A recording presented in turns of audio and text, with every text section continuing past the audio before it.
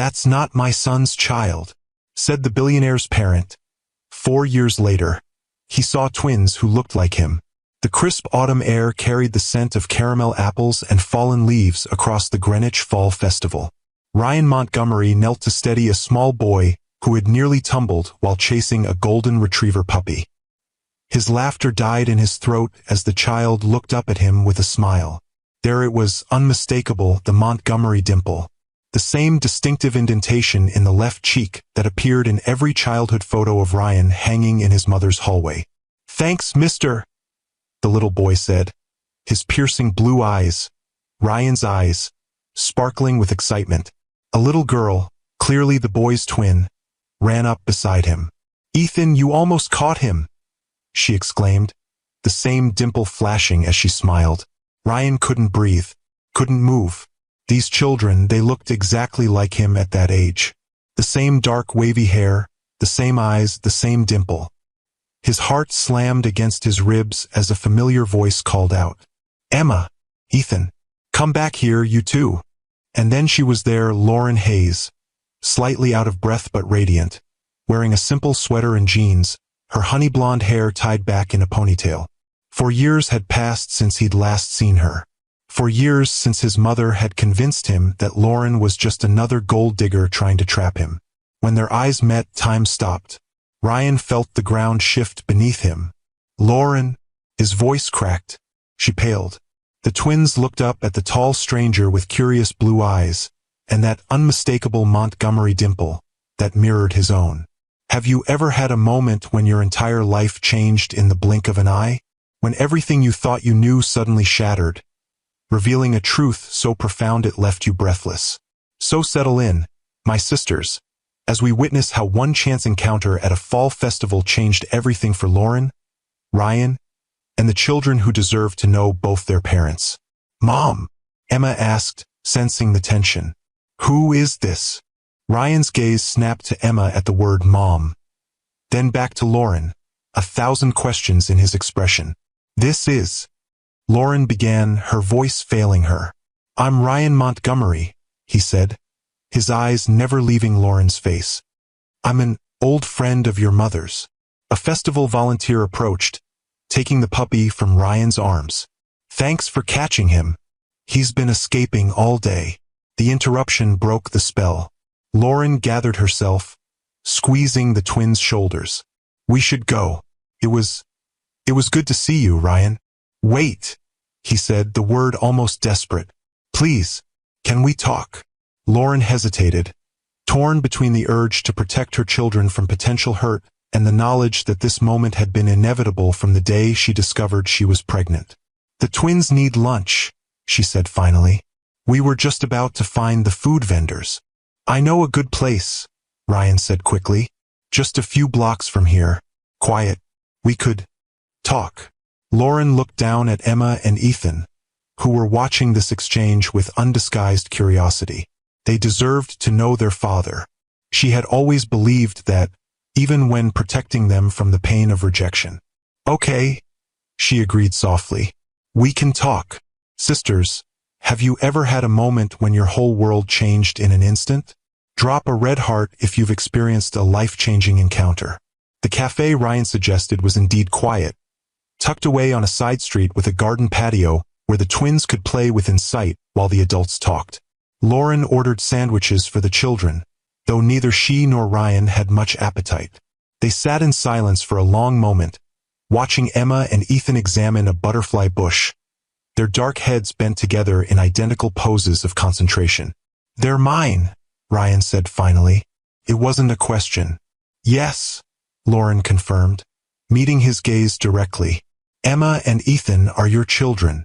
Ryan's eyes never left the twins. "They have the Montgomery dimple. My mother always said it was unmistakable. Appears in the left cheek when we smile. My father had it. I have it. They have a lot of you in them," Lauren said softly. "Not just physically. Ethan approaches problems the same way you do, methodical, analytical. And Emma has your focus, your determination." Ryan turned to her, his expression a mixture of wonder and pain. "Why didn't you tell me?" The question hung between them, waited with 4 years of absence. I tried, Lauren said, her voice steady despite the emotion threatening to overwhelm her. I came to your house that night to tell you about the pregnancy. Your mother and uncle were there instead. They accused me of lying, of trying to trap you. They threatened me. She took a deep breath. I wrote you a letter explaining everything. I guess you never received it. No, Ryan said quietly. I never did. I'm not surprised. Your mother was very determined to protect you from me. Lauren watched the twins, drawing strength from their presence. When you called me 2 weeks later, your message made it clear you believed I was trying to extort you. After that, I decided it was better to raise the twins on my own than to fight a battle against your family. Ryan closed his eyes briefly, the pieces falling into place. My mother told me you'd admitted to seeing someone else, that the pregnancy claim was just an attempt to get money. I believed her because... He trailed off, ashamed. Because it was easier than believing she would lie to you, Lauren finished for him. I understand. She's your mother. That's no excuse, Ryan said, looking up at her. I should have talked to you directly. I should have questioned her story. Lauren shrugged slightly. It doesn't matter now. What's done is done. It matters to me, Ryan insisted. And it will matter to Emma and Ethan. As Ryan watched the twins play, memories washed over him like waves. He remembered the first time he saw Lauren, at that charity gala 4.5 years ago. He had been bored, restless, trapped in another obligatory social event where people were more interested in his fortune than in him. Then she had appeared, literally bumped into him, spilling water down his custom tuxedo. I'm so sorry, she'd gasped, mortified, her honey-blonde hair escaping its elegant updo as she frantically dabbed at his jacket with a cocktail napkin. Instead of the irritation she clearly expected, Ryan had found himself laughing. Genuinely laughing for what felt like the first time in years. Don't worry about it. This might be the most interesting thing that happens at one of these events all year. She'd looked up then, her warm brown eyes meeting his, and something had shifted in his world. She wasn't like the polished socialites his mother kept introducing him to. There was something refreshingly genuine about her. The way she knelt to reassure the embarrassed child beside her. The lack of calculation in her gaze when she looked at him. I'm Ryan Montgomery, he'd said, extending his hand. Lauren Hayes, she'd replied, her handshake firm despite her embarrassment. And I really am sorry about your tuxedo. It's just a jacket, he'd shrugged. But I'd love to know more about the program you're supporting tonight. Her face had lit up as she explained her work as a pediatric nurse, her passion for helping children with chronic illnesses. Ryan had found himself captivated, not just by her beauty, but by her intelligence, her compassion, her complete lack of interest in his wealth or status. He'd asked for her number that night, half expecting her to refuse. To his surprise and delight, she'd written it on a napkin, adding with a smile, just in case you need to send me the dry cleaning bill. Their first date had been coffee at a small shop near the children's clinic where she worked. Ryan had arrived early, nervous in a way he hadn't been since high school. Lauren had appeared in simple jeans and a sweater, her hair pulled back in a ponytail, looking nothing like the elegant woman from the gala, and somehow even more beautiful. They talked for hours, about everything and nothing. About her childhood in rural Ohio, about losing her parents in a car accident, about rebuilding her life in New York, about his passion for renewable energy, his dreams of making a real difference in the world, his complicated relationship with his mother. Coffee had led to dinner the following week, dinner to long walks along the Connecticut shoreline. Ryan had found himself sharing thoughts and feelings he'd never voiced to anyone. His loneliness despite his success, his exhaustion with the expectations that came with the Montgomery name, his fear that he would never find someone who saw him for himself rather than his fortune. Lauren had listened without judgment, offering insights that cut through his defenses with gentle precision. She challenged him, made him laugh, saw past the billionaire CEO to the man beneath. Their relationship had developed in private, away from the scrutiny of society pages and his mother's watchful eye. Weekend getaways to a secluded cabin in the Berkshires, quiet dinners and hidden bistros where no one recognized him, Nights spent talking until dawn in her modest cottage, surrounded by books and warmth and a sense of home he'd never found in his mansion. For 6 months, Ryan had been happier than he'd ever been. And then, on a crisp autumn evening much like this one, everything had changed. "Mom, can we have ice cream?" Ethan's voice pulled Ryan back to the present. The twins had finished exploring the garden and now stood beside their table, eyes hopeful. Lauren checked her watch. "It's almost time for your naps, but I suppose a small one wouldn't hurt." "Yes." Emma pumped her fist in victory. "Can Mr. Montgomery come with us?" Ryan's heart clenched at the formal address. These were his children, yet they called him Mr. Montgomery. "If he'd like to," Lauren said carefully, glancing at Ryan. "I'd love to," he said, his voice rough with emotion. As they walked to the ice cream shop down the street, Ryan found himself studying the twins, cataloging every detail. Emma was slightly taller, more serious, her movements deliberate and graceful. Ethan was all energy, bouncing on his toes, asking questions about everything they passed. Both had his eyes, his hair, his dimple, but Lauren's warmth, her openness, her quiet strength. "What's your favorite flavor?" he asked them, desperate for any scrap of information about these children he should have known from birth. "Chocolate chip," Ethan declared without hesitation. "Strawberry," Emma said more thoughtfully, "but sometimes vanilla with sprinkles." Such simple things to know about your own children. Ryan felt the weight of 4 lost years pressing down on him like a physical burden. At the ice cream shop, he watched as Lauren helped the twins with napkins, with drips, with the easy routine of a mother who had done this 1,000 times before. Alone. She caught him watching and gave a small, sad smile that broke his heart all over again. "They're amazing," he said quietly as the twins focused on their treats. "You've done an incredible job with them." "Thank you," she replied simply. "They made it easy. They're good kids." Ryan hesitated, searching for words adequate to the moment. "I want to be part of their lives, not just occasional visits. I want to be their father in every way that matters." She studied him, her expression guarded. "And what about your mother? Your family? The people who drove me away? Who made me feel like I had to protect my babies from their judgment and cruelty?" Ryan's jaw tightened. "My relationship with my mother will have to change. She lied to me, kept me from my children. That's unforgivable." "She thought she was protecting you," Lauren said, surprising him by defending Eleanor. "In her own misguided way, she was trying to shield you from what she saw as a threat." "That doesn't excuse what she did," Ryan insisted. "What she took from all of us." Lauren was quiet for a moment, watching the twins. "No, it doesn't. But they're your family, Ryan. And now they're Emma and Ethan's family too. Someday, the children might want to know their grandmother, regardless of what happened between us." Ryan studied her with new appreciation. "You've always been the better person, Lauren. Even now, after everything they put you through." "Not better," she corrected him. "Just focused on what matters. And what matters is that Emma and Ethan have the chance to know their father, if that's what you want."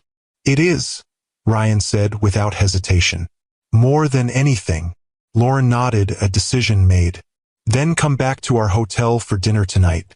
We can talk more, and you can start getting to know them properly." Relief washed over Ryan's face. "Thank you. I'll be there." As the twins finished their ice cream, chattering about the puppy they'd chased and the butterfly bush in the cafe garden, Ryan felt a sense of rightness settle over him. These children were his, not just in their appearance or mannerisms, but in some deeper, more fundamental way that he couldn't quite articulate. And Lauren, watching her with the twins, seeing the quiet strength and boundless love with which she'd raised them alone, Ryan realized that his feelings for her had never truly faded. They had been buried beneath hurt and misunderstanding, but they were still there, still real. The question was whether she could ever forgive him for failing her when she needed him most. That evening, Ryan stood outside Lauren's hotel room, a gift bag in each hand. He'd spent the afternoon in a daze, canceling meetings, rearranging his schedule, and shopping for presents that might begin to bridge the 4-year gap between him and his children. He'd chosen carefully. A set of dinosaur figurines for Ethan, Lauren had mentioned his collection, and an art set for Emma. Apparently she loved to draw.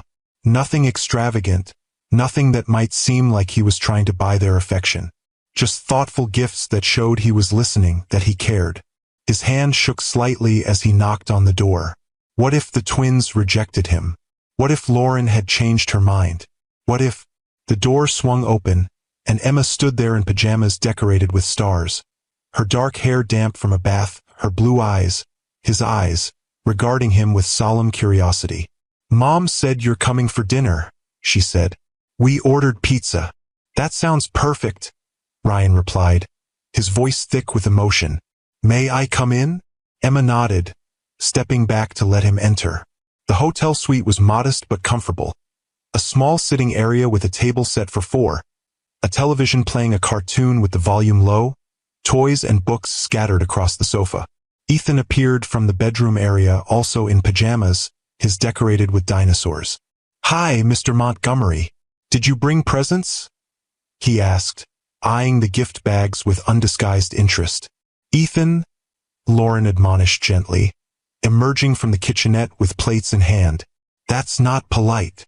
"It's okay," Ryan assured her. "And yes, I did bring something for each of you. I hope that's all right." Lauren's expression softened. "Of course. That was thoughtful of you." The twins accepted their gifts with excitement, tearing into the tissue paper with the unbridled enthusiasm only children can muster.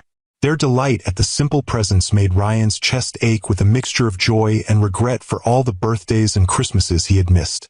"Dinosaurs!" Ethan exclaimed, immediately beginning to name each species with impressive accuracy. "Look, Mom!" Emma held up the art set reverently. "It has watercolors and colored pencils." "Those are wonderful gifts," Lauren said, meeting Ryan's gaze over the children's heads. "What do you say to Mr. Montgomery?" "Thank you," they chorused. "You're very welcome," Ryan replied. "And please call me Ryan." A knock at the door announced the arrival of the pizza, and they settled around the small table for dinner. The conversation flowed more easily than Ryan had dared to hope, the twins eager to tell him about their school, their friends, their favorite books and games and movies. He soaked up every detail like a man dying of thirst, asking questions, listening intently, storing away each precious fact about these remarkable children who were his own flesh and blood. "Do you really build things that help the planet?" Ethan asked between bites of pepperoni pizza. Ryan glanced at Lauren, surprised. "Yes, I do. My company develops renewable energy technology, wind farms, solar arrays, that sort of thing." "Mom says that's why you live far away," Emma said matter-of-factly. "Because you have important work helping the planet." Ryan's gaze met Lauren's across the table, gratitude washing over him. Despite everything, she had given the twins a positive image of their absent father. "Your mom is right about the work being important," Ryan said carefully. "But I didn't know about you too. If I had, I would have been there. Nothing is more important than being a father to you." The twins exchanged one of those silent communications that only they seemed to understand. Then Emma, ever the spokesperson, asked the question Ryan had been dreading. "Are you our dad?" The room went still. Lauren set down her pizza slice, her expression a mixture of concern and resignation. "Yes," Ryan said simply, his voice steady despite the emotion threatening to overwhelm him. "I am your father." "I knew it," Ethan exclaimed. "You have the same dimple as us.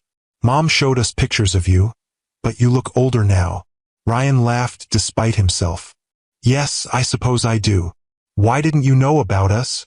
Emma pressed, her gaze direct and unflinching, so like his own when confronting a difficult truth. Lauren intervened gently. "Remember what we talked about earlier? Sometimes grown-ups make mistakes and get confused. It wasn't anyone's fault." "But now you know," Ethan said to Ryan, his expression hopeful. "So will you come live with us in Ohio?" The innocent question hung in the air, laden with implications neither child could understand. Ryan looked to Lauren for guidance. "It's not that simple, sweetheart," she explained. "Ryan lives here in Connecticut. He has his company, his home. But he's our dad," Emma insisted with a child's perfect logic. "Dads are supposed to live with their kids." Ryan's heart twisted. "I want to be part of your lives," he said carefully. "I want to know you both, to spend time with you. We'll figure out how to make that work, even if we don't live in the same house." The twins seemed to accept this, though Ethan's lower lip trembled slightly. Ryan fought the urge to promise them everything, anything, to take away that look of disappointment. "How about we finish our pizza?" Lauren suggested. "And then Ryan can read your bedtime story tonight?" The children brightened immediately, and the conversation shifted to a heated debate about which book Ryan should read. As they chattered, Lauren caught his eye and mouthed a silent, "Thank you." For what, Ryan wasn't sure, for not making promises he couldn't keep, perhaps, or for accepting the boundaries she had set. Later, after the pizza was gone and the twins were bathed and in their pajamas, Ryan experienced the profound joy of reading bedtime stories to his children for the first time. They nestled against him on Emma's bed, one on each side, their small bodies warm and trusting as he read about curious monkeys and brave little trains. "Will you come back tomorrow?" Ethan asked sleepily as Ryan tucked him into the other twin bed. "If your mom says it's okay," Ryan answered, smoothing the boy's dark hair, so like his own. "And the next day?" Emma pressed from her bed. "We're only in Connecticut for 2 more days," Lauren reminded them gently from the doorway. "Remember? Then we go back home to Ohio." The reality of the situation hit Ryan anew. They lived in Ohio. He lived in Connecticut. How could he possibly be the father they deserved with hundreds of miles between them? "I'll come tomorrow," he promised, "and we'll talk about what happens after that." "Night, Ryan," Emma murmured, her eyes drifting closed. "Good night, Emma." "Good night, Ethan." Ryan stood in the doorway watching his children sleep for a long moment before quietly closing the door. In the sitting area, Lauren was clearing away the remains of dinner. Ryan moved to help her, the domestic task strangely intimate after the emotional intensity of the evening. "They're amazing," he said quietly. "You've done an incredible job with them, Lauren." "Thank you." She smiled, though it didn't quite reach her eyes. "They make it easy." "What happens now?" Ryan asked, the question that had been burning in his mind all evening. Lauren sighed, setting down the plates she'd been stacking. "I don't know, Ryan. This isn't a situation I ever expected to be in. We live in Ohio. We have a life there, school, friends, my job, my sister's family nearby. I could visit," Ryan suggested, "regularly, and they could come here for holidays, school breaks." "And what about your mother?" Lauren asked, the question gentle but direct. "Eleanor made her feelings about me very clear. I won't subject Emma and Ethan to that kind of rejection." Ryan's expression hardened. "My mother will have to accept this situation, or she won't be part of it. The twins are my children, Lauren. Nothing and no one will keep me from them again, not even Eleanor Montgomery." Lauren studied him, searching for something in his face. Whatever she saw must have reassured her, because she nodded slowly. "We'll figure it out," she said. "For the twins' sake." "For all our sakes," Ryan corrected softly. As he left the hotel that night, Ryan felt both lighter and heavier than he had in years. The joy of finding his children, of seeing the remarkable people they were becoming, was tempered by the weight of responsibility and the knowledge of all he had missed. And tomorrow, he would have to confront his mother about the lies that had cost him 4 irreplaceable years of his children's lives. The Montgomery estate was silent as Ryan's car crunched up the gravel driveway. The Georgian mansion loomed against the morning sky, its elegant proportions and manicured grounds a testament to old money and careful preservation. Once Ryan had been proud of this legacy. Now it felt like a beautiful prison of expectations and appearances. Eleanor was in the conservatory, arranging flowers with the precise attention to detail that characterized everything she did. At 72, she remained a striking figure, silver hair swept into an elegant chignon, posture perfect in her tailored cashmere sweater and pearls. She looked up as Ryan entered, her face lighting with pleasure. "Ryan, what a lovely surprise. I thought you were in meetings all day." "I canceled them," he said, his voice carefully neutral. Something more important came up. Eleanor's hands stilled on the roses she was arranging. "Is everything all right with the company?" "The company is fine." Ryan moved to the window, looking out at the gardens where he had played as a child. "I saw Lauren Hayes yesterday." The silence that followed was absolute. When Ryan turned, his mother's face had gone pale, her fingers white-knuckled around the stem of a rose. "I see," she said finally, her voice remarkably steady. "And how is Miss Hayes?" "She's well," Ryan replied, watching his mother carefully. "She's the head nurse at a children's hospital in Ohio now. She owns her home outright. She's built a good life for herself and her children." Eleanor flinched slightly at the last word. "Her children." "My children, Mother." Ryan's voice hardened. "My 4-year-old twins, Emma and Ethan. They have my eyes, my hair, and the Montgomery dimple. They're mine, and you knew it. You kept them from me."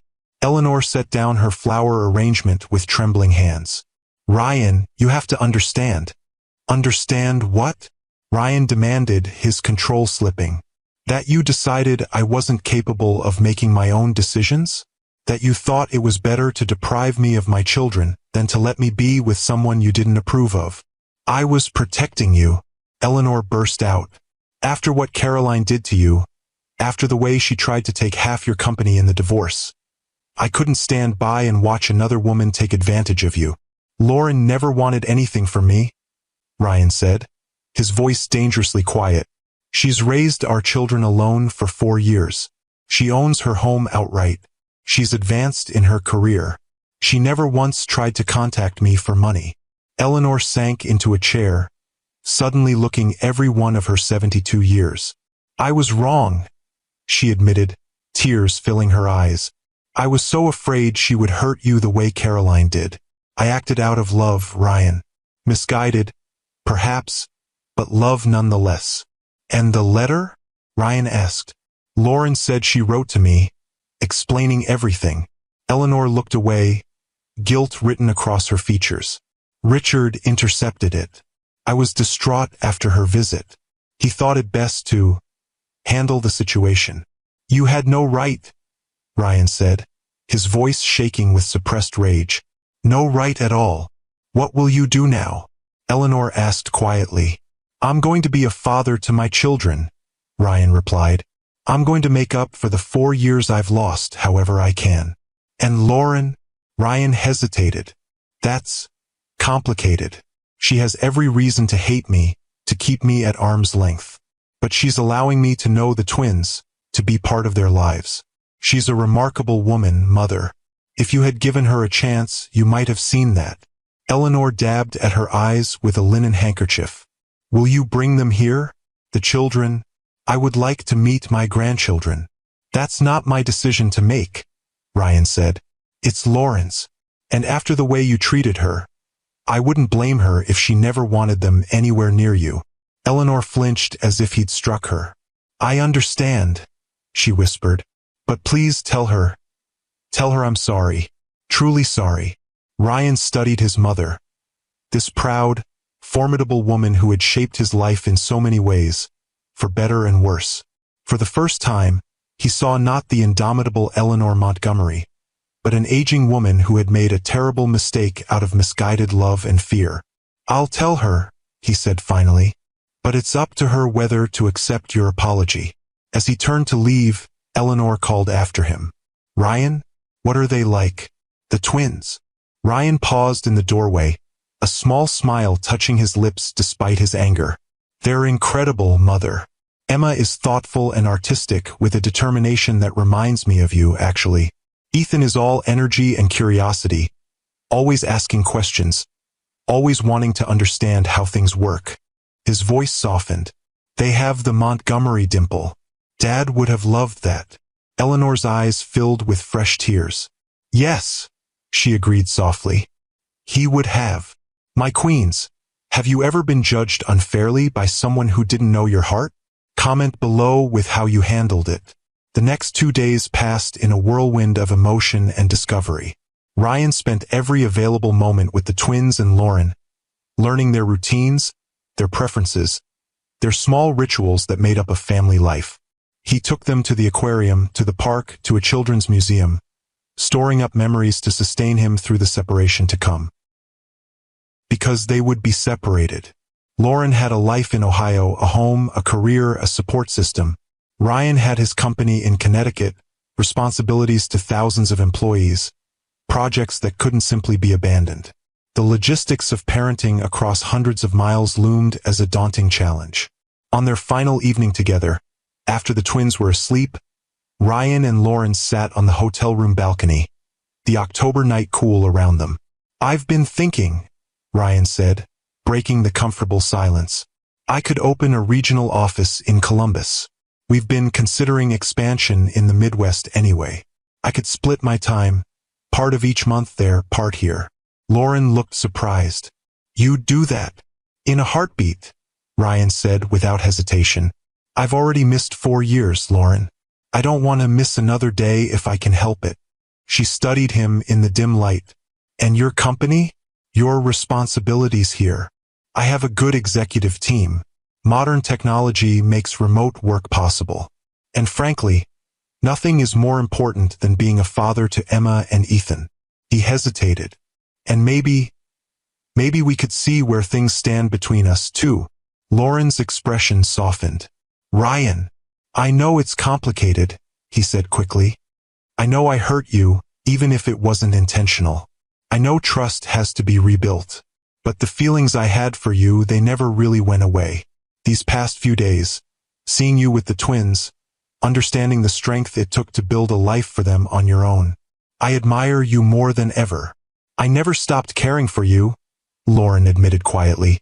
"Even when I thought you had rejected us, there was a part of me that couldn't let go. But caring isn't enough, Ryan. We have the twins to consider now. Their stability, their happiness has to come first." "I agree completely," Ryan said. "Which is why I want to do this right. Take it slow, be thoughtful about every step. But Lauren, I want a chance. A chance to be the father they deserve, and maybe someday to be the man you deserve too." Lauren was quiet for a long moment, the distant sounds of the city a gentle backdrop to their conversation. "One step at a time," she said finally. "Let's focus on establishing a routine for you and the twins first. The rest, we'll see." It wasn't everything Ryan had hoped for, but it was a beginning, a chance. And after 4 lost years, a chance was all he could ask for. The next morning, saying goodbye to the twins at the airport was one of the hardest things Ryan had ever done. Emma was stoic, her small face serious as she hugged him tightly. Ethan cried openly, clinging to Ryan's neck and asking again why he couldn't come with them to Ohio. "I'll see you very soon," Ryan promised, his own eyes damp as he knelt to their level. "I'm going to come visit next weekend, and we'll talk on video calls every day until then." "Promise?" Ethan asked, his lower lip trembling. "I promise," Ryan said solemnly. "And a Montgomery always keeps his promises." As he watched them walk through security, Lauren holding their hands, Ryan felt a physical ache in his chest. But there was hope too, hope for the future, for the family they might become. He had a lot of work to do. Finding a place in Columbus, rearranging his professional responsibilities, rebuilding trust with Lauren, and most importantly, becoming the father Emma and Ethan deserved. But for the first time in years, Ryan Montgomery felt truly alive, truly purposeful. His phone buzzed with a text as he walked back to his car. It was from Lauren with a photo attached, the twins at the gate, both giving thumbs up to the camera, their Montgomery dimples on full display. "They're already asking when you'll call tonight. Safe travels to Columbus next weekend. We'll be waiting." Ryan smiled, saving the photo as his new background image. They would make this work. They had to. The alternative was unthinkable. The weeks that followed established a new rhythm to their lives. Ryan flew to Columbus every weekend, renting a furnished apartment near Lauren's cottage, while he looked for a more permanent place. He attended soccer practices, school events, and Sunday dinners with Lauren's sister's family. During the week, he and the twins had video calls every evening, reading bedtime stories, sharing their days, building the bonds that should have been there from birth. Lauren watched this developing relationship with a mixture of joy and caution. Ryan was everything she had hoped he would be as a father, patient, attentive, fully present when he was with the twins. He never arrived without thoughtful little gifts, never made promises he couldn't keep, never tried to buy their affection with extravagance. And with her, he was respectful of the boundaries she had set, never pushing for more than she was ready to give.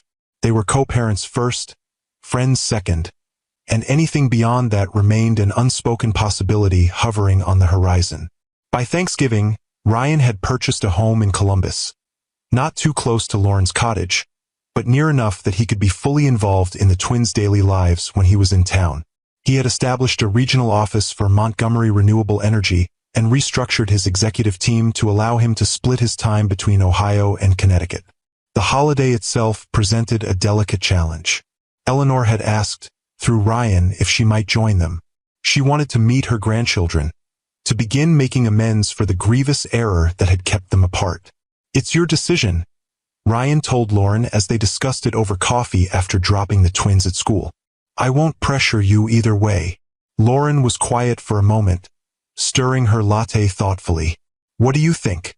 Has she genuinely changed?" "I think she's genuinely sorry," Ryan said carefully. "She's been humbled by this whole situation in a way I've never seen before. But I also think she's still Eleanor Montgomery. Strong-willed, opinionated, accustomed to getting her way. If you're not comfortable with her meeting the twins yet, I completely understand."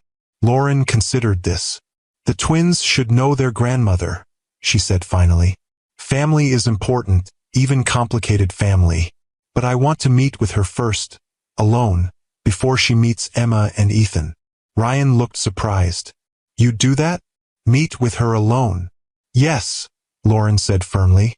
"If she's going to be part of the twins' lives, she and I need to clear the air. I won't have tension or unspoken resentment affecting Emma and Ethan." Ryan reached across the table, covering her hand with his. "You continue to amaze me, Lauren Hayes." She smiled, a faint blush coloring her cheeks. "I'm just doing what's best for our children." The meeting between Lauren and Eleanor took place the day before Thanksgiving, at Ryan's Columbus home. He had offered to be present, but Lauren had insisted this was something she needed to do alone. Eleanor arrived looking both regal and nervous, an unusual combination for the formidable Montgomery matriarch. She had aged in the months since Ryan's confrontation, the lines in her face deeper, her shoulders slightly less straight. "Ms. Hayes," she said formally, extending her hand. "Thank you for agreeing to see me." "Lauren, please," Lauren replied, accepting the handshake. "And thank you for coming all this way." They settled in Ryan's living room, the atmosphere tense but civil. Eleanor declined coffee or tea, her hands clasped tightly in her lap. "I owe you an apology," she began without preamble. "What I did was unforgivable. I allowed my fear and prejudice to override my judgment, and in doing so, I robbed my son of 4 years with his children. I robbed those children of their father, and I robbed you of the support and partnership you deserved." Lauren studied the older woman, searching for sincerity in her aristocratic features. "Why did you do it? Really? Was it just that I wasn't from the right social circle?" Eleanor sighed, her composure slipping slightly. "Partly, yes. I was raised to believe that certain things mattered: background, education, connections. But it was more than that." She paused, seeming to gather her thoughts. Ryan's ex-wife Caroline was perfect on paper. The right family, the right schools, the right ambitions. And she nearly destroyed him, emotionally and financially. When you appeared, pregnant and from a background so different from ours, all I could see was another threat to my son. "I never wanted Ryan's money," Lauren said quietly. "I just wanted him to know his children." "I understand that now," Eleanor acknowledged. "I've seen the life you've built, the way you've raised Emma and Ethan. You're a remarkable woman, Lauren. Far more worthy of my son than I gave you credit for." The simple admission, delivered without Eleanor's usual imperial manner, touched Lauren more than she had expected. I won't pretend what you did didn't hurt, Lauren said after a moment. It did deeply, but I've learned that holding on to anger only hurts the person holding it. The twins deserve to know their grandmother, if you're willing to be the grandmother they deserve. Eleanor's eyes glistened with unshed tears. I would like that very much, and I promise you, I will never again interfere or pass judgment. I just want a chance to know them, to be part of their lives in whatever way you deem appropriate. Lauren nodded, a decision made. Then you'll join us for Thanksgiving tomorrow, and we'll take it from there one step at a time. When Eleanor met the twins the next day, her composure finally broke. Emma and Ethan, dressed in their holiday best and coached by Lauren to be polite, approached their grandmother with curious eyes and cautious smiles. Hello, Emma said formally, extending her small hand just as Lauren had shown her. I'm Emma Montgomery Hayes. It's nice to meet you. And I'm Ethan, her brother added with less ceremony but equal charm, his Montgomery dimple flashing. Eleanor knelt to their level, something Ryan had never seen his proper mother do in his entire life. Hello, Emma. Hello, Ethan. I'm your grandmother, Eleanor, and I am so very, very happy to meet you both. Her voice broke on the last words, and to everyone's astonishment, the formidable Eleanor Montgomery began to cry. Quiet, dignified tears that nonetheless spoke volumes about her regret and her joy at finally meeting her grandchildren. The twins, unsure how to respond to an emotional adult, looked to Lauren for guidance. She nodded encouragingly, and Emma, always the more empathetic of the two, stepped forward and patted Eleanor's arm. Don't be sad, grandmother. It's Thanksgiving. We're supposed to be happy and eat lots of turkey. Eleanor laughed through her tears, gently touching Emma's cheek. You're absolutely right, my dear. And I am happy, happier than I've been in a very long time. Thanksgiving dinner was a success beyond what any of them had dared to hope. Eleanor charmed the twins with stories of Ryan's childhood, while Lauren's sister Megan and her family provided warmth and laughter. Ryan, watching his mother interact with his children, felt a complex mixture of emotions, lingering anger at what she had done, but also gratitude for her evident desire to make amends. After dinner, as the adults lingered over coffee and the twins played with Megan's children in the next room, Eleanor approached Lauren quietly. You've created a wonderful family, she said, genuine admiration in her voice. Thank you for allowing me to be part of it, despite everything. Lauren smiled, the last of her reservations beginning to fade. Family is family, Eleanor, even when it's complicated. Ryan, overhearing this exchange, felt something shift inside him. A healing beginning, a future opening up that he hadn't dared to imagine.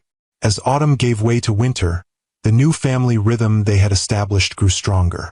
Ryan divided his time between Columbus and Connecticut, though he found himself spending increasingly more time in Ohio. The regional office was thriving, and more importantly, his relationship with the twins was deepening with every visit, every bedtime story, every soccer game and art project. His relationship with Lauren was evolving too, slowly, carefully, but unmistakably. They had begun having dinner together occasionally after the twins were in bed, talking late into the evening about everything and nothing. The connection that had drawn them together initially was still there, perhaps even stronger for the challenges they had overcome. One snowy evening in early December, after the twins were asleep, Ryan and Lauren sat before the fireplace in her cottage, the Christmas tree lights twinkling in the corner. The twins want to know if we're all spending Christmas together, Lauren said, curled up on the sofa with a mug of hot chocolate. They have very specific ideas about how the holiday should go. Ryan smiled, imagining Emma and Ethan's detailed plans. What did you tell them? That we'd figure it out together, Lauren replied. They also asked if you and I are going to get married, like their friend Zoe's parents did after they got back together. Ryan nearly choked on his coffee. They did? What did you say to that? Lauren laughed softly at his expression. I told them that grown-up relationships are complicated, and that right now we're focusing on being the best parents we can be. A diplomatic answer, Ryan acknowledged, his heart racing slightly, but not really an answer. Lauren met his gaze steadily. No, I suppose it wasn't. Ryan set down his mug, gathering his courage. Lauren, these past months, getting to know the twins, rebuilding our connection, they've been the happiest of my life. I know we agreed to take things slow, to focus on co-parenting first, but I need to be honest with you. About what? She asked softly. I'm in love with you, Ryan said simply. I think I always have been, even during those 4 years apart. Seeing you with our children, understanding the strength and grace with which you've built a life for them, it's only made me love you more. Lauren's eyes glistened in the firelight. Ryan, I'm not proposing, he clarified quickly. Not yet. I know we still have things to work through, trust to rebuild. But I wanted you to know where I stand, how I feel. Whatever pace you're comfortable with, whatever boundaries you need, I'll respect them. I don't want to pretend anymore that what I feel for you is only about co-parenting. Lauren was quiet for a long moment, the crackling fire the only sound in the room. Then she set down her mug and moved closer to him on the sofa. I've been afraid, she admitted, her voice barely above a whisper. Afraid to trust again, afraid of being hurt. But the truth is, I never stopped loving you either, Ryan. Even when I thought you had rejected us, there was a part of my heart that was still yours. Ryan reached for her hand, his thumb tracing gentle circles on her palm. So where does that leave us? Moving forward, Lauren said, a smile spreading across her face. Together, one step at a time. When he kissed her, it felt like coming home. Like the 4 years of separation had been nothing but a brief interruption in a story that was always meant to continue. Christmas approached with mounting excitement from the twins. Ryan had moved temporarily into Lauren's guest room for the holiday week, wanting to be fully present for all the festivities. Eleanor would be joining them for Christmas dinner, along with Lauren's sister and her family. A blending of their worlds that would have seemed impossible just months before. On Christmas Eve, after an evening of cookie decorating and reading The Night Before Christmas, Ryan helped Lauren place the last of the presents under the tree, while the twins slept upstairs, visions of sugar plums presumably dancing in their heads. I have something for you, Ryan said quietly, pulling a small wrapped box from his pocket. I'd like you to open it tonight, rather than tomorrow with everyone else. Lauren looked surprised but accepted the gift. Should I open it now? Ryan nodded, suddenly nervous. Please. She unwrapped the package carefully, revealing a velvet jewelry box. Inside was not a ring, as she had half feared, half hoped, but a beautiful silver locket. When she opened it, she found a tiny family photo on one side, the 4 of them at Thanksgiving, laughing together, and an inscription on the other. Our family, our future. All my love, Ryan. It's beautiful, Lauren said, her eyes filling with tears. It's a promise, Ryan explained, taking her hands in his. A promise that whatever the future holds, we'll face it together, as a family. I'm not rushing you, Lauren. If you're ever ready for more, I'll be here. But for now, I just want you to know that you and the twins are my world, my home, my heart. Lauren touched the locket gently, then looked up at him with such love in her eyes that Ryan felt his heart might burst. Help me put it on? As he fastened the clasp around her neck, his fingers brushing against her skin, Ryan felt a sense of rightness, of completion. Whatever challenges lay ahead, and there would be many, he knew, they would face them together. The next morning, Christmas Day dawned bright and clear, the world outside transformed by a fresh blanket of snow. Ryan was awakened at an ungodly hour by 2 extremely excited children bouncing on his bed. Wake up! It's Christmas! Ethan shouted, practically vibrating with anticipation. Santa came, Emma added, pulling at Ryan's hand. Come see. Ryan allowed himself to be dragged downstairs, where Lauren was already in the kitchen making coffee, looking adorably rumpled in her pajamas and robe. The locket gleamed at her throat, and she touched it unconsciously when she saw him, a smile lighting her face. Merry Christmas, she said, handing him a steaming mug. Merry Christmas, he replied, resisting the urge to kiss her in front of the twins. They were taking things slowly, after all. The morning passed in a blur of torn wrapping paper, exclamations of delight, and the pure, uncomplicated joy that only children on Christmas morning can generate. Ryan found himself watching Lauren as much as the twins, his heart full to bursting with love for this family that was finally, truly his. After the presents were opened and breakfast was eaten, the twins settled in to play with their new toys while Ryan and Lauren cleaned up the kitchen together. "I have something for you too," Lauren said, reaching into her robe pocket. "I was going to wait, but, well, it seems like the right moment." She handed him a small envelope. Inside, Ryan found a key. "It's to the cottage," Lauren explained, a hint of nervousness in her voice. "I thought maybe after the holidays you might want to move in? Properly, I mean, not just the guest room." Ryan stared at the key, then at Lauren, his heart racing. "Are you sure? I don't want to rush you or the twins."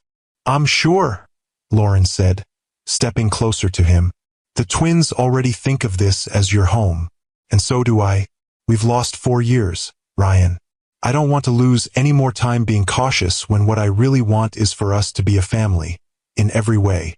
Ryan pulled her into his arms, the key clutched tightly in his hand. "I love you, Lauren Hayes. You and those amazing children upstairs are the best gifts I could ever receive." "We love you too," Lauren whispered against his chest. "All of us." When Eleanor arrived for Christmas dinner that afternoon, she noticed the change immediately.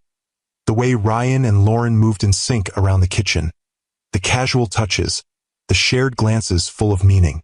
She said nothing, but her eyes glistened with tears when she saw the locket around Lauren's neck, and later, when she caught Ryan kissing Lauren under the mistletoe when they thought no one was looking. As they gathered around the table, Ryan and Lauren, the twins, Eleanor, Megan and her family. Ryan looked at the faces of the people he loved most in the world and felt a profound sense of gratitude. For months ago, he had been a successful but lonely man, cut off from the most important part of himself without even knowing it. Now he was surrounded by love, by family, by the kind of wealth that couldn't be measured in dollars or stock options.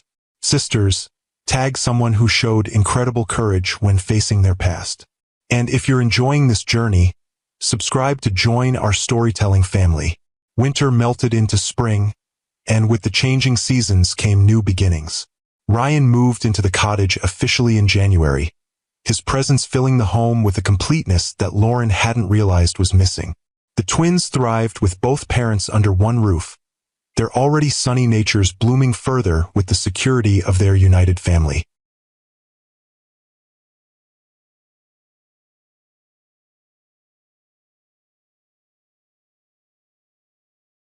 Eleanor, true to her word, became a devoted grandmother, visiting regularly but never interfering, learning to appreciate the simple joys of Lauren's modest home and community. She even began volunteering at the children's hospital where Lauren worked, her organizational skills and formidable fundraising abilities proving invaluable to the pediatric ward. By April, Ryan had restructured his company further, making the Columbus office his primary base and traveling to Connecticut only when absolutely necessary. He had also begun looking at local schools for the twins, wanting them to have the best education possible while still maintaining the warmth and normalcy of their current life. One evening, as they walked along the bike path near their home, the twins racing ahead on their new bicycles, with training wheels for Ethan, who was still mastering the skill, Ryan broached a subject that had been on his mind for weeks. "I've been thinking about the future," he said, his hand warm in Lauren's as they strolled in the spring sunshine. "About what's best for the twins, for all of us." "What kind of thinking?" Lauren asked, a hint of wariness in her voice. "Good thinking," Ryan assured her with a smile. "I want to establish a trust for Emma and Ethan's education. Nothing extravagant, but enough to ensure they can attend any college they choose when the time comes." Lauren nodded slowly. "That seems reasonable. What else?" "I'd like to put the cottage in both our names," Ryan continued. "And I want to talk about making things official. Between us, I mean." Lauren stopped walking, turning to face him. "Ryan Montgomery, are you proposing to me on a bike path while our children are potentially crashing into trees up ahead?" Ryan laughed, pulling her close. No, I am not. When I propose, and I will, Lauren, make no mistake about that, it will be properly romantic and memorable. This is just opening the conversation, letting you know where my head is. Lauren's expression softened. And where is your head, exactly? Firmly and irrevocably with my heart, Ryan said simply. With you and the twins. With our family. I want to make it permanent, Lauren. I want to be your husband, not just your co-parent and housemate. But only when you're ready. Lauren stood on tiptoe to kiss him, her arms winding around his neck. I'm ready, she whispered against his lips. I've been ready for a while now. Ryan's heart soared, but before he could respond, twin voices interrupted their moment. They're kissing again, Ethan called from up the path. That means they love each other, Emma informed her brother with the wisdom of her nearly 5 years. Mom says it's a grown-up way of showing affection. Ryan and Lauren broke apart, laughing. Out of the mouths of babes, Ryan murmured, taking Lauren's hand again as they continued down the path toward their children. The perfect proposal Ryan had promised came on a warm evening in early December, exactly 1 year after he had given Lauren the locket. The twins were central to his plan, their excitement barely contained as they helped prepare for the special night. Lauren returned from her shift at the hospital to find the cottage transformed. Twinkling lights strung across the ceiling, candles flickering on every surface, and a trail of rose petals leading from the front door into the living room. Emma and Ethan, dressed in their holiday best, waited solemnly at the end of the trail. What's all this? Lauren asked, her heart beginning to race as she set down her purse. It's a surprise, Mommy, Emma said, taking her hand. You have to follow us. Ethan took her other hand, practically bouncing with excitement. We've been practicing all day. They led her into the living room, where the Christmas tree glowed with soft lights, and Ryan stood waiting in a suit, his expression a mixture of love and nervous anticipation. What's going on? Lauren asked, though she had begun to suspect. Ryan stepped forward, taking her hands from the twins. Lauren Hayes, 1 year ago today, I gave you a locket with a promise that whatever the future held, we would face it together as a family. That promise has been the guiding star of my life ever since. He nodded to the twins, who stepped forward importantly. Emma held a small velvet box, while Ethan clutched a handmade card. We helped pick it out, Emma announced, opening the box to reveal a beautiful diamond ring. Elegant but not ostentatious, exactly Lauren's taste. And I made this, Ethan added, handing Lauren the card. Inside, in his careful kindergarten printing, were the words, "Please marry our dad." Tears filled Lauren's eyes as she looked from the card to the ring to the 3 faces watching her with such hope and love. Ryan took the ring from Emma and knelt before Lauren. For years ago, we lost each other through misunderstanding and interference. But fate brought us back together, gave us a second chance. Every day since then has confirmed what I've always known in my heart, that you are the love of my life, the mother of my children, the partner I want by my side through everything life brings. He held up the ring, his voice steady despite the emotion shining in his eyes. Lauren Hayes, will you marry me? Will you make our family complete? Say yes, Mommy, Ethan stage whispered, unable to contain himself. Lauren laughed through her tears, looking at the 3 people who had become her whole world. Yes, she said, her voice breaking with joy. Yes, I'll marry you. As Ryan slipped the ring onto her finger, the twins erupted in cheers, throwing the rose petals they'd been secretly holding into the air like confetti. Ryan stood and pulled Lauren into his arms, kissing her with all the love and promise of their future together. We're going to be a real family now, Emma declared, hugging them both around the waist. We already were, sweetheart, Lauren said, kneeling to gather both twins into her embrace. The wedding just makes it official. Ryan joined them on the floor, his arms encircling all 3. Your mom is right. We've been a family from the moment I found you at that festival. Some families just take a little longer to find each other. Later that night, after the twins were asleep and the excitement had settled into a warm glow of happiness, Ryan and Lauren sat before the fire, her head on his shoulder, her new ring catching the firelight. "Are you happy?" Ryan asked softly, his fingers tracing patterns on her arm. "Completely," Lauren replied, tilting her face up to his. "Are you?" "More than I ever thought possible," he admitted. "Sometimes I still can't believe how lucky I am, that I found you again, found our children, that we have this second chance." "Not luck," Lauren corrected gently. "Fate, maybe, or just the simple truth that we were always meant to be together, and the universe found a way to make it happen." Ryan kissed her, a kiss full of gratitude and promise. "I love you, Lauren Hayes, soon to be Lauren Montgomery." "I love you too," she whispered against his lips. "Always have, always will." Their wedding took place the following spring, a simple but elegant affair held in the backyard of the home Ryan had bought for them. A spacious house on 3 acres just outside Columbus, with room for the twins to play and grow, yet close enough to Lauren's work and the children's school to maintain their established routines. Emma served as flower girl, taking her duties with utmost seriousness as she scattered rose petals along the garden path. Ethan, as ring bearer, approached his role with equal gravity, the small pillow bearing their rings clutched tightly in his hands. Lauren was radiant in a simple ivory gown, her honey blonde hair swept up with small flowers woven through the elegant style. As she walked toward Ryan, who waited beneath an arch of spring blossoms, she felt a sense of rightness, of completion, that brought tears to her eyes.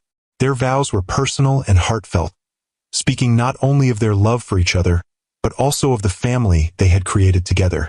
Ryan promised to cherish Lauren every day, to be the partner and father their family deserved, to never again let pride or misunderstanding come between them.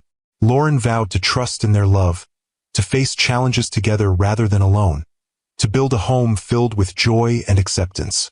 When the minister pronounced them husband and wife, the twins cheered louder than anyone, rushing forward to embrace their parents before Ryan had even finished kissing his bride. The reception was joyful and relaxed. Close friends and family gathered to celebrate not just a marriage but the healing of a family once fractured by misunderstanding. Eleanor, elegant in pale blue, gave a tearful toast about second chances and the wisdom that comes from acknowledging one's mistakes. "To Ryan and Lauren," she concluded, raising her glass, "and to Emma and Ethan who brought us all together. May your lives be filled with the love and joy you've shown me is possible, even after great mistakes." As the evening progressed, Ryan found a moment alone with his mother on the terrace, watching as Lauren danced with the twins, all 3 laughing as they twirled beneath the string lights. "Thank you," he said quietly, "for everything you've done to make today special, for accepting Lauren and being such a wonderful grandmother to the twins." Eleanor's eyes were soft as she watched her grandchildren. "I should be thanking you, Ryan, for forgiving me when I didn't deserve it, for allowing me to be part of this beautiful family despite what I did." "We all make mistakes," Ryan said, his gaze returning to his new wife and children. "What matters is how we make amends, how we grow from them." Eleanor nodded, patting his hand. "You've grown into a remarkable man, Ryan, a better person than I ever was. Your father would be so proud of you, of the company you've built, yes, but more importantly, of the family you've created. That's the true Montgomery legacy." Later, as Ryan and Lauren shared their first dance as husband and wife, he held her close, breathing in the scent of her hair, the feel of her in his arms. "Happy?" he murmured against her temple. "Perfectly," she replied, her arms tightening around his neck. "Though I do have some news that might make today even more special." Ryan pulled back slightly to look at her face. "What news?" Lauren's eyes sparkled with joy and secret knowledge. "I was going to wait until after the honeymoon to tell you, but I'm pregnant, about 8 weeks along." Ryan stared at her in wonder, his heart seeming to stop and then race forward. We're having a baby?" Lauren nodded, her smile radiant. "The twins are going to have a little brother or sister around Thanksgiving. Are you happy?" In answer, Ryan lifted her off her feet, spinning her gently as joy overwhelmed him. "Happy doesn't begin to cover it," he said when he set her down. his voice rough with emotion. "I get to be there from the beginning this time, for everything." "For everything," Lauren agreed, reaching up to touch his face. "No more missed moments. No more separation. Just us, together the way we were always meant to be." As they continued their dance, Ryan held his wife close, marveling at the journey that had brought them here. From a chance meeting at a charity gala, through heartbreak and separation, to a fateful encounter at a fall festival, and now to this perfect moment of promise and new beginnings. In the years that followed, the Montgomery family thrived. Their daughter, Grace Eleanor Montgomery, was born on a crisp November morning, welcomed with joy by her parents and adored by her older siblings.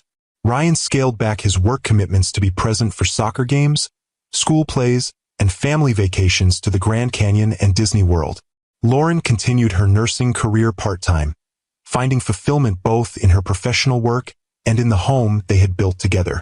Eleanor became the grandmother who baked apple pies and told stories of Ryan's childhood, making up for lost time with endless hugs and love. She sold her grand estate in Greenwich and moved into a smaller house nearby, proving with actions far louder than words that she was truly sorry for the past and committed to the future of their family.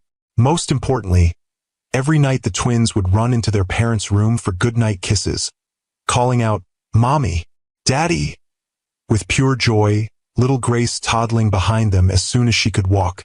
Ryan would pull Lauren close under the covers and whisper, "Thank you for giving me the family I never knew I needed."